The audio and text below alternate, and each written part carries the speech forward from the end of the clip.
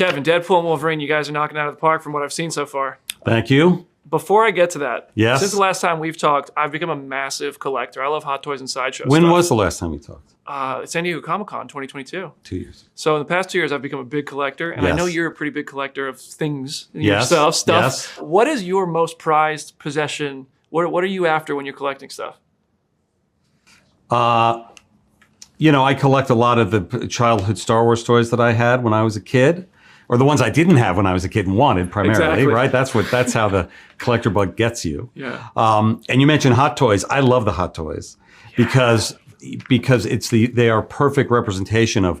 I look at a Hot Toy and remember all of the costume discussions and makeup discussions and everything that led to that moment. And I'm sure I've said to you in the past, when we're looking at costume designs or character designs, we always know that it's right and ready to move into production when we go, I'd buy that Hot Toy. That's so cool. I'd buy that Hot Toy. They made a Kevin Feige Hot Toy just for you, I saw. That's pretty cool. They made one. And I kept it in a box. Well, if you ever get tired of it, and my collection is missing one, I can never get. Yeah. Did you keep anything from the Deadpool and Wolverine set to add to your collection? Do you have any movie props in there? I don't steal studio property, Brandon. I don't do that. Well, technically, it's like kind of yours. I don't know. No, It's the studio. It's the Walt Disney companies. That's fair. Mickey's, well, you never know. You might be looking. The first scene in the first Deadpool movie, we hear Wade talking about he loves love. Love is a daffodil daydream. And now in Deadpool and Wolverine, we're adding X-Men, we're adding MCU, we're adding spectacle and so much bombastic excitement. Yeah. But also it seems like at the core, love is what this movie's about. How do you keep that at the core of the character when you're adding all these fun elements? Well, I think you just said it. It's always been the core of Deadpool, and it's always been the core of what Ryan wants to bring to it.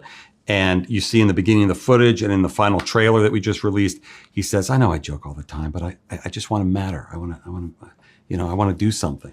And that is so meaningful and really sets him on his path in this movie.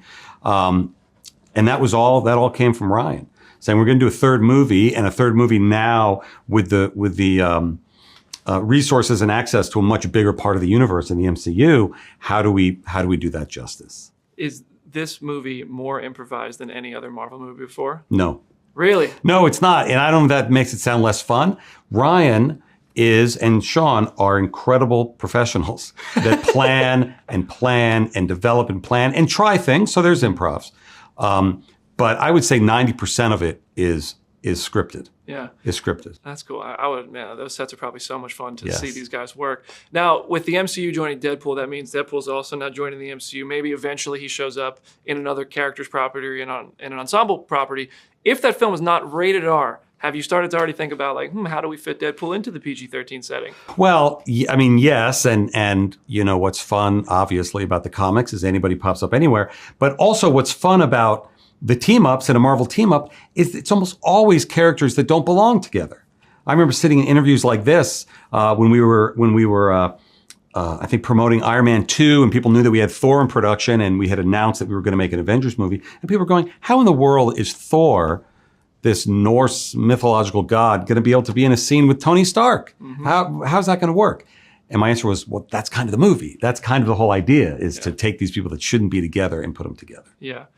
Back at those times, there was Marvel TV first started with Netflix, and now the Marvel television banner has returned directly under Marvel Studios, it seems. Yes.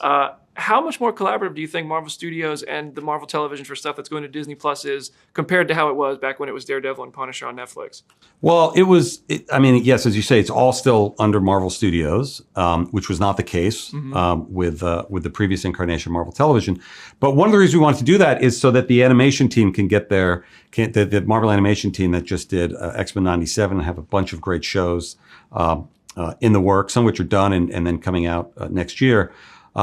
And Marvel Television to focus it so people realize, like the comics, tap into something you're interested in, check into it. It's not all required viewing, right? There's a sense that people say superhero fatigue. I actually think it's almost the feeling of having to do homework fatigue, right? These are all individual stories meant to be enjoyed as singular entities. The connectivity is a bonus and something that a lot of people like. And I like, and I think is one of the singular defining notions of the MCU, but having movies with the Marvel Studios logo, TV shows with the television logo, animation.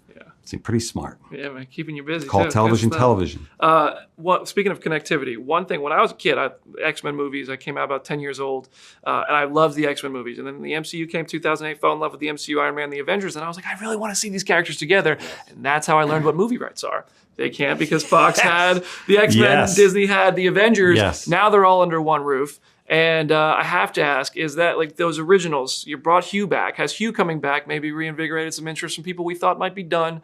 Could we see an Avengers versus X-Men type event that combines those casts? Well, what's fun is it's all possible now. And I'm glad that we could educate you on film rights and IP law. And you know, I also learned those things when I started at Marvel a long time ago. And the frustration of when you don't have access to all of your characters. So when we were doing Civil War, for instance, or even the Infinity War, there were just dozens of characters that we had to take out of those comic stories because we didn't have access to them. Now, as we choose upcoming storylines, we don't have to do that. That's true. And we have access to all of them. When you are choosing directors for your next Avengers movies, the hot rumor right now is my guys, the Russo brothers. I love those guys. Yes. Is that true? Are you talking to them? What was the hot rumor 2 weeks ago? I think Sean was in there. I think What's going to be the hot rumor 2 weeks from now? me, hopefully. Hey! No, I want Nova. That's what you want to direct? Yeah, I want to be part of that project in any way. You've been talking about it for years, Brandon. Yeah, I'm trying to will him into existence. Where is he? It's coming together. Is Nova coming? Richard Rider. Do you think that is more of a movie or show type of character? A show. Show. Yeah. Interesting. Yes. Okay. Any idea when, maybe? No, I mean, it would be 3-4 years out. Okay, that's fair. That's Yeah. fair. I'm patient. I'll wait. Okay, I'm Deadpool and Wolverine will keep me busy. Another question I keep asking is who bought Avengers Tower? So Spider-Man Homecoming, we found out Tony Stark sold Avengers Tower. Did you know then who bought it? Is it the same answer now? And will we find out anytime soon? Yes, yes, and yes. Fair enough. All right. Thunderbolts has an asterisk in its name. Will we find out what that's for anytime soon? What's your definition of soon? The next year. Yes. Oh, okay, okay.